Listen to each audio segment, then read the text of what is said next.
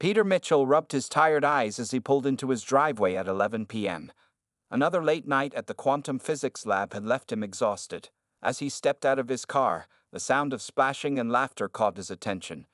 He froze, keys in hand, listening to the unmistakable sounds coming from his backyard.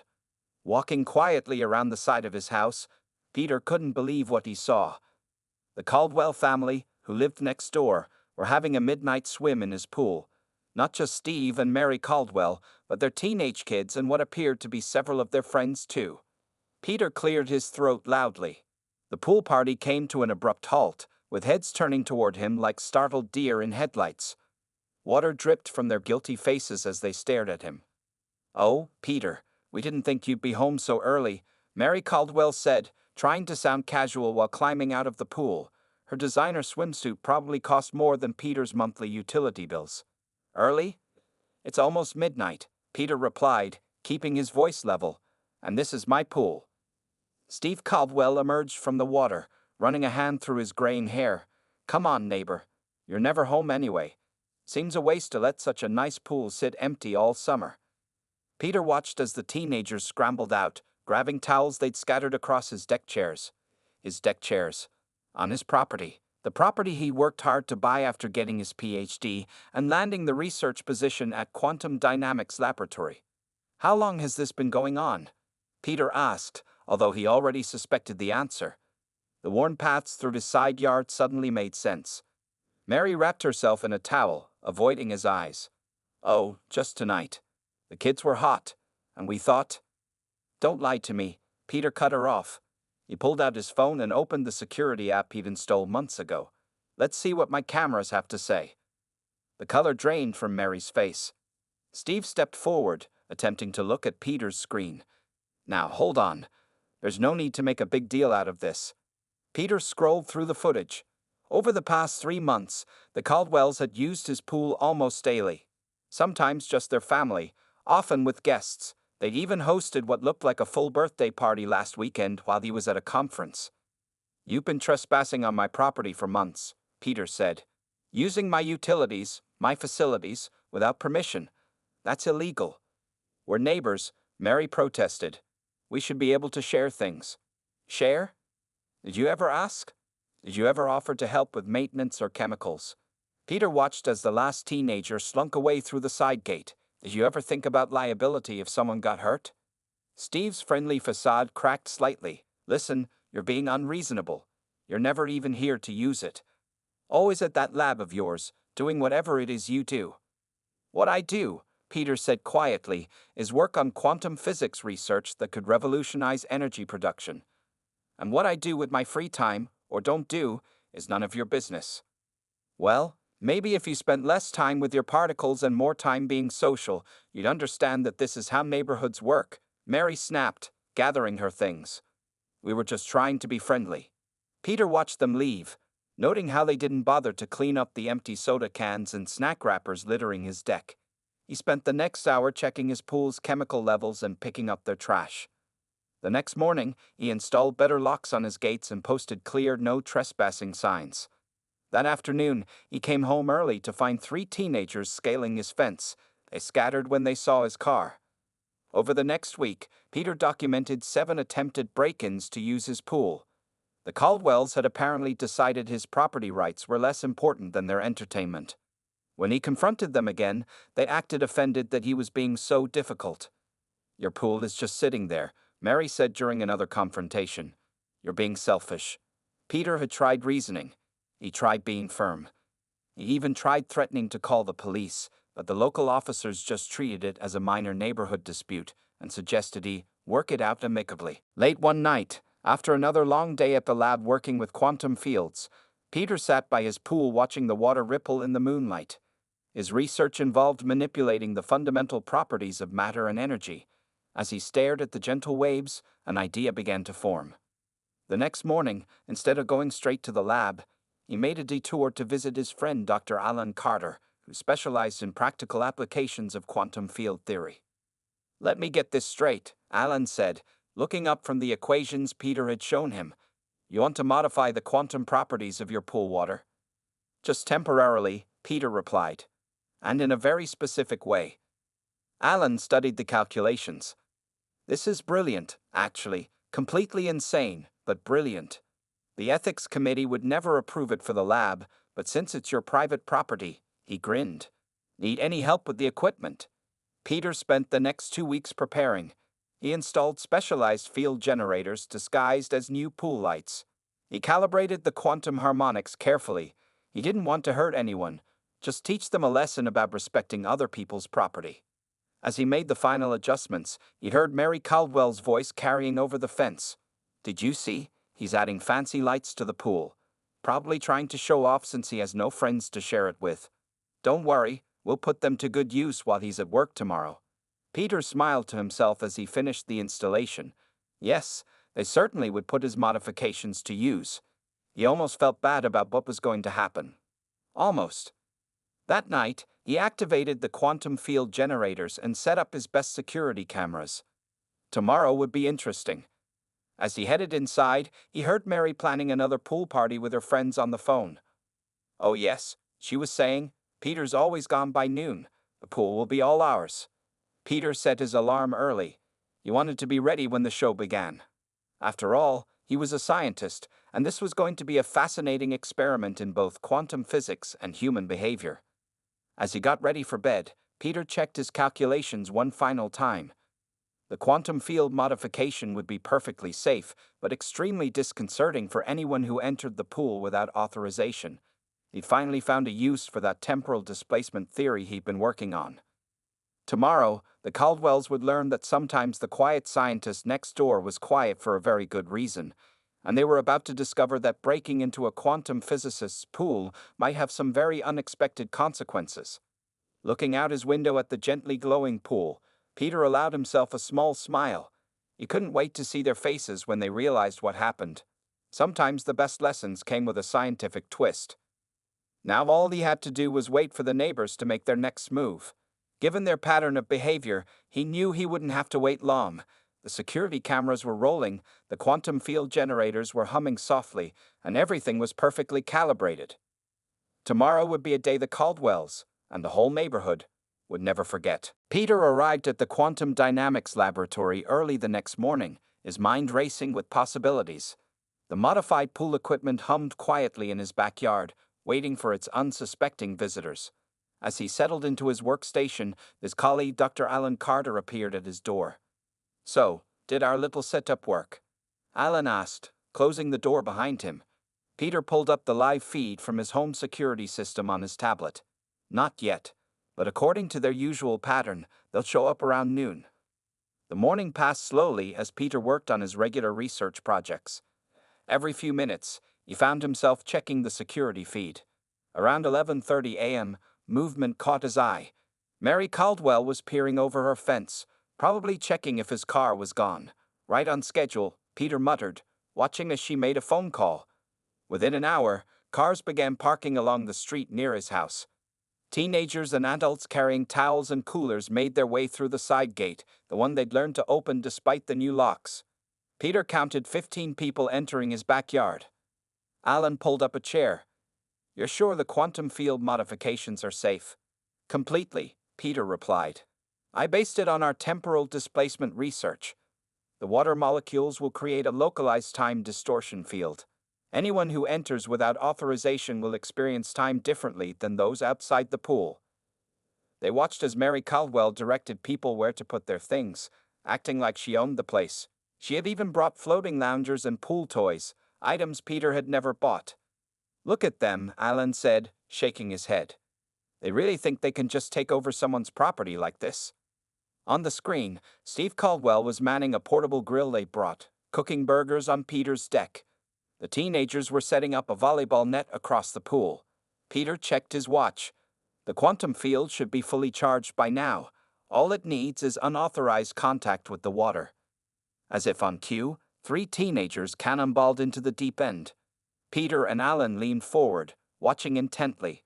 At first, nothing seemed unusual. Then one of the boys tried to swim to the surface. His movements became oddly slow, like he was swimming through honey. The other 2 swimmers experienced the same effect. To them, they were moving normally, but to everyone outside the pool, they appeared to be moving in extreme slow motion. It's working perfectly, Peter said, checking the readings from his monitoring equipment. The temporal field is creating a time dilation effect. Every second for them feels like about 10 seconds for everyone else. On the screen, Mary Caldwell was yelling something at the swimmers, probably wondering why they were moving so strangely. Stieg abandoned his grill and dove in to help, only to become caught in the same effect. How long before they realize they can't get out? Alan asked. The field creates a one-way membrane effect at the water's surface, Peter explained. They can go in, but they'll need authorization from the pool's owner to exit. Otherwise, the time dilation makes it practically impossible. They watched as panic slowly spread among the party guests. More people jumped in to help, only to become trapped themselves. Those still on the deck were frantically making phone calls. Peter's phone rang. It was Mary Caldwell. Peter? Her voice was shaking. Something's wrong with your pool. We can't. The water is... Oh, you're using my pool again? Peter kept his voice casual. I thought we discussed this. This isn't funny, Mary shouted. People are stuck. The water's doing something strange. That's interesting, Peter replied. I recently installed some quantum field generators. They're part of a new security system. The pool now only works normally for authorized users. There was a long pause. What did you do? I'm a quantum physicist, Mrs. Caldwell. Did you really think I wouldn't find a way to protect my property? Through the security feed, Peter could see several cars pulling up to his house. Someone had called the police. 2 officers approached the backyard, looking confused at the scene before them. I should probably go deal with this, Peter told Alan, standing up. Want to come watch? Alan grinned. Wouldn't miss it for the world. They arrived at Peter's house 20 minutes later.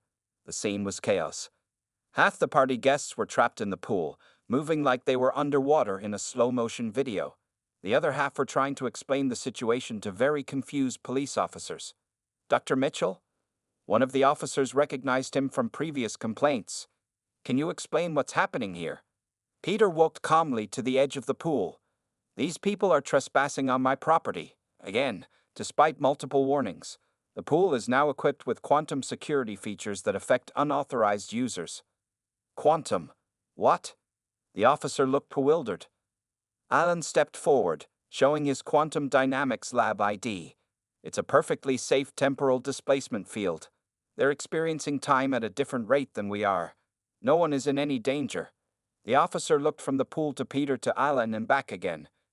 Can you turn it off? Of course, Peter said. But first, I want to press charges for trespassing, and I want written statements from everyone here admitting to their unauthorized use of my pool over the past months. Mary Caldwell, standing nearby with mascara running down her face, looked ready to explode. You can't do this. Actually, Mrs. Caldwell, I can. And did. Would you like me to explain the quantum mechanics involved, or would you prefer to start writing your statement? The next hour was spent collecting statements and contact information from all the party guests. The trapped swimmers continued their slow-motion paddling, experiencing only a few minutes while an hour passed outside the pool. Finally, Peter stood at the pool's edge and spoke clearly. Pool system, authorize emergency exit for current occupants. Authorization code Mitchell Alpha 7. The water rippled, and suddenly the swimmers could move normally again. They scrambled out, shivering despite the warm day. Steve Caldwell, dripping and angry, stepped toward Peter. You'll be hearing from our lawyer. Excellent, Peter replied. I'm sure they'll be very interested in all these signed statements admitting to months of trespassing and property damage, not to mention the security footage. As the crowd dispersed, Alan clapped Peter on the shoulder. You know, we could publish a paper on this. Practical applications of quantum field theory in property protection has a nice ring to it. Peter watched as the last car drove away. The Caldwells slammed their door shut, and their house remained silent. Maybe, he said, but first I think I'll enjoy my pool. Care for a swim? I'll add you to the authorized users list. The quantum field generators hummed softly as the water returned to normal, rippling innocently in the afternoon sun. Somewhere in the Quantum Dynamics Lab, a new research paper was waiting to be written. But for now, Peter just wanted to enjoy his pool in peace, knowing his quantum solution had finally solved his neighbor problem. News spread quickly through the neighborhood about what locals were calling the quantum pool incident. Peter's front yard had become an impromptu gathering spot for curious onlookers, all hoping to catch a glimpse of the mysterious pool that could trap swimmers in slow motion.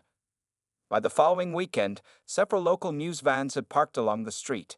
Lisa Bennett, a reporter from Channel 7 News, stood in front of Peter's house with her camera crew. "We're here at what might be the world's first quantum-secured swimming pool," she reported. Local scientist Dr. Peter Mitchell has reportedly used advanced physics to stop trespassers from using his pool illegally. So far, no one from the Caldwell family has been willing to comment. Peter watched the broadcast from his living room, sipping his morning coffee. His phone hadn't stopped buzzing with calls from reporters, scientists, and security companies interested in his quantum field technology. He even received a call from a major water park chain asking about licensing possibilities.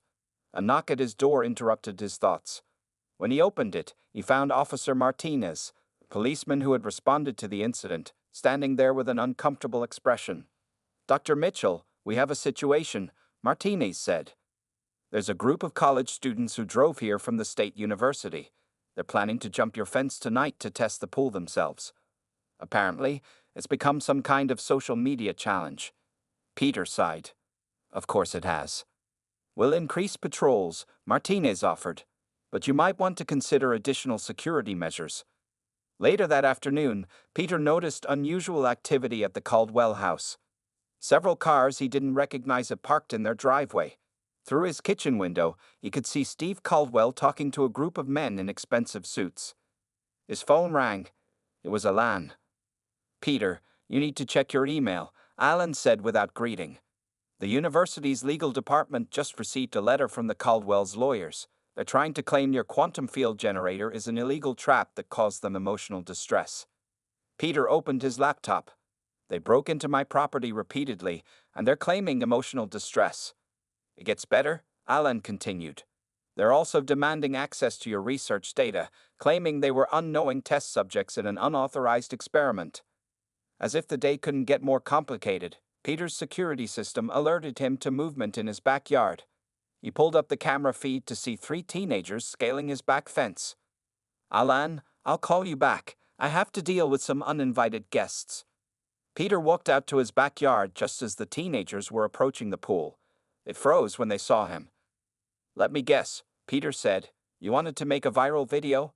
One of the teens, a boy with spiky hair, held up his phone. "We have 1 million followers. We just wanted to see if it really works." "It works," Peter replied. "Would you like a demonstration?" The teenagers looked at each other uncertainly. "Here's the deal," Peter continued. "I'll show you exactly how it works, and you can film it. But first, you sign liability waivers and agree to include a message about respecting private property in your video."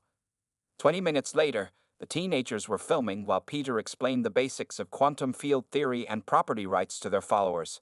He demonstrated the time dilation effect using a remote-controlled boat, which appeared to move through molasses when it hit the water. The video went viral within hours. By evening, Peter had received calls from 3 different scientific journals and a television producer who wanted to make a documentary about the quantum pool guy. The Caldwell's lawyer had sent 2 more threatening letters. As he sat by his pool that night, Peter noticed Mary Caldwell standing at her window, watching him. When she saw him looking, she quickly closed the curtains. His phone buzzed with a text from Alan. "University lawyers say the Caldwells don't have a case. Also, the dean wants to know if you'd consider teaching a special course on practical quantum applications." Peter was about to reply when he heard voices coming from the front of his house. A group of people were gathering on the sidewalk, some holding cameras, others carrying signs that read "Free the Quantum Pool" and "Science should be shared." Officer Martinez pulled up in his patrol car. "Dr. Mitchell, we might need to discuss crowd control measures." "It's a swimming pool," Peter said in disbelief. "How did this become such a big deal?" "Welcome to the internet age," Martinez replied. "By the way, my kid wants to know if you'll sign his physics textbook."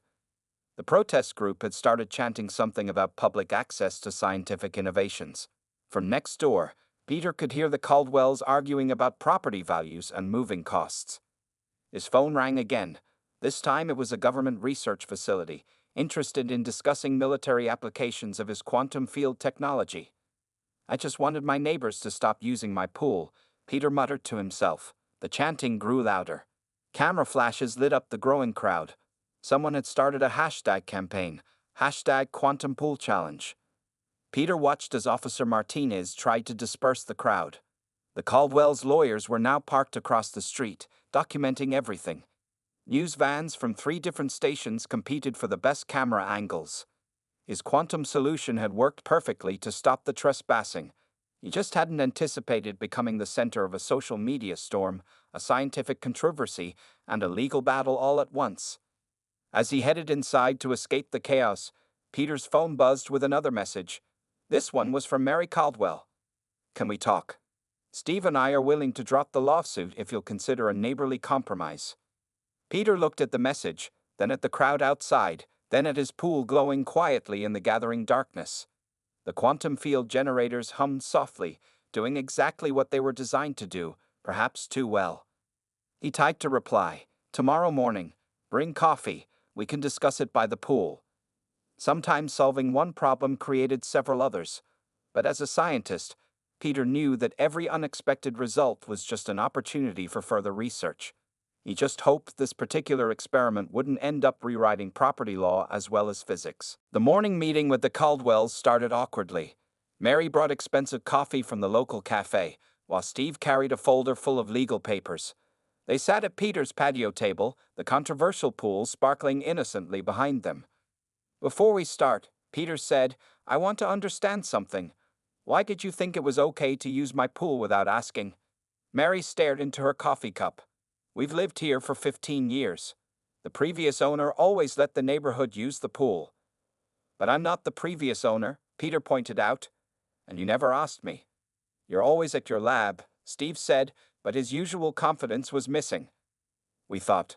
"Well, it doesn't matter what we thought. We were wrong." Their conversation was interrupted by the sound of a drone flying overhead. Another news crew was trying to get footage of the quantum pool. "This has gotten out of hand," Mary said, watching the drone. "Our house has been on the news. Our kids can't go to school without people asking about the pool incident." Peter nodded. "I didn't expect it to become such a big story. That's why we're here." Steve opened his folder. "We have a proposal. If you'll deactivate the quantum field and give us limited pool access, we'll drop the lawsuit and help manage the media attention." Before Peter could respond, his phone rang. It was Alan. "You need to turn on the news," Alan said urgently. "The university's physics department just got a huge research grant because of your pool. They're calling it a breakthrough in practical quantum mechanics." Peter switched on his outdoor television, and all 3 of them watched as the university president announced a new Quantum Applications Research Center. The news ticker at the bottom mentioned Peter's name and showed clips of the pool incident. "This is why we need to work together," Steve said. "This is bigger than a neighborhood dispute now." Just then, Officer Martinez's patrol car pulled up. He walked into the backyard, looking tired. "Dr. Mitchell, Mrs. and Mr. Caldwell," he greeted them. "We've got another situation. A bus full of physics students just arrived at the community center. They're planning some kind of pool-related protest." Mary put her head in her hands. "This needs to stop." Peter looked at his pool, then at his neighbors. The quantum field generators had worked perfectly, too perfectly. His simple solution to a trespassing problem had sparked a scientific revolution and a media circus. "Here's what we're going to do," Peter said finally. "I'll make you a deal, but it's not the one you're offering." He outlined his plan. The Caldwells would publicly admit their trespassing and apologize. In exchange, Peter would work with the university to study the quantum field effects properly, with controlled experiments and willing participants. "And the pool?" Steve asked. "Will remain quantum secured," Peter said firmly. "But I'll host regular demonstrations for scientific and educational purposes. Your kids can attend if they're interested in learning about physics." Mary looked surprised. "You do that?" "I'm a scientist," Peter replied. "This started as a way to protect my property, but it's become something more important. We might as well use it to teach people about quantum physics and respect for private property." The agreement they reached that morning changed everything. The Caldwells held a press conference admitting their mistakes and supporting Peter's research. The university set up a proper study program, with the pool serving as a unique laboratory for quantum field experiments. The media attention gradually shifted from scandal to science. Local schools started bringing students for physics demonstrations. Peter even caught Mary watching from her window one day, genuinely interested as he explained temporal displacement to a group of high school students. 1 month after the incident, Peter sat by his pool with Alan, watching the sunset. "You know," Alan said, "when you first told me your plan to quantum secure your poo, thought you were crazy. Now you're revolutionizing both physics education and home security." Peter laughed. "All because my neighbors couldn't ask permission to use my pool." His phone buzzed with a message from the university dean. Another research grant had been approved. The quantum pool incident had sparked a new field of study in practical quantum applications. The Caldwells had kept their word. Not only had they stopped trespassing, but they'd become unexpected allies in managing the pool's newfound fame. Their kids had even joined the university's new youth science program. Officer Martinez stopped by less frequently now, usually just to update Peter on the latest social media trends his quantum pool had inspired. The protests had evolved into physics conferences, and the hashtag challenges had become educational videos. Still, Peter said to Alan, "Sometimes I miss just having a normal pool." "Normal is overrated," Alan replied. "Besides, you've got the only pool in the world that can teach trespassers about quantum mechanics and respect for property rights at the same time."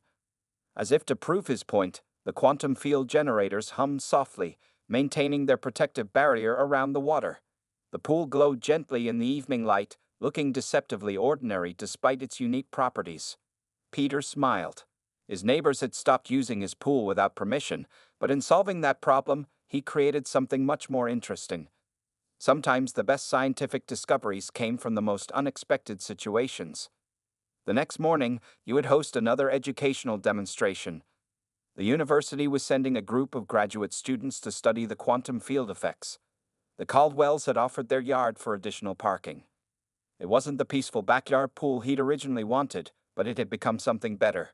A bridge between theoretical physics and practical application, between neighbors who had learned to respect boundaries, and between the ordinary world and the quantum realm. And if anyone tried to sneak in for an unauthorized swim, well, they'd get a very slow lesson in both physics and property rights. 6 months after the quantum pool incident, Peter's backyard had transformed into something entirely different from what he'd originally planned. Where there was once just a swimming pool, there now stood a fully equipped outdoor research facility, complete with monitoring stations and safety equipment. The university had installed a permanent observation deck, and Peter had agreed to let them build a small laboratory in what used to be his garden shed. Every weekend, students and researchers would gather to study the quantum field effects, turning his once quiet backyard into a hub of scientific activity. Mary Caldwell, surprisingly, had become one of the program's most enthusiastic supporters. She'd started taking physics classes at the local community college and often helped coordinate visits from school groups. "You know," she told Peter one morning as they watched a group of middle school students conduct basic quantum field experiments, "I never thought I'd say this, but I'm glad we got caught using your pool." Peter raised an eyebrow. "Really?" "It opened my eyes to something bigger than just swimming," she explained. "Look at these kids. They're learning about quantum physics in a way that actually makes sense to them." Steve Caldwell had changed too. He'd stopped practicing law and started a company that helped homeowners install simplified versions of quantum security systems. Peter served as a technical consultant, making sure the technology was used responsibly. The media attention had finally died down, replaced by serious scientific interest. Peter had published 3 papers about the quantum pool, each one advancing the field of practical quantum mechanics in new directions. The pool incident was now a case study in physics textbooks.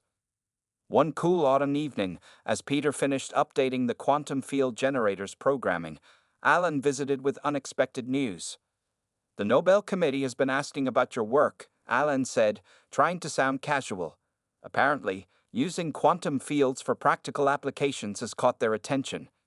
Peter looked at his pool, remembering how this all started. "I just wanted to stop people from using my pool without permission." Sometimes the best discoveries come from solving simple problems, Alan replied. Besides, you've done more than protect your property, you've shown that quantum physics can be applied to everyday situations. The neighborhood had changed too. Where there were once uninvited pool parties, there were now regular science fairs.